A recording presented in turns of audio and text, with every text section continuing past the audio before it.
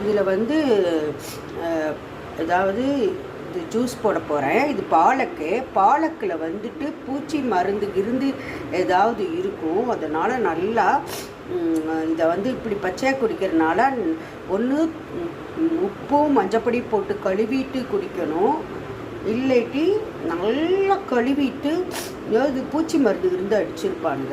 அப்போ டைரெக்ட் ஜூஸாக குடிக்கும்போது நல்லா க்ளீன் பண்ணணும். இது ட்ரை பண்ணி வந்து எனக்கு நல்ல ரிசல்ட் கிடச்சிது.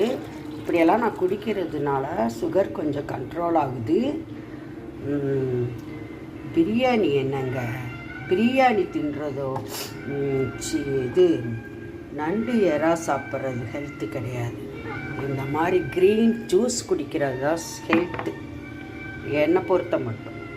பார்க்கும்போது என்னடா பச்சை பாலக்கு அப்படின்னா, ஆனால் இதோட டேஸ்ட் எனக்கு மட்டும்தான் தெரியும். செம்ம சூப்பராக இருக்குது.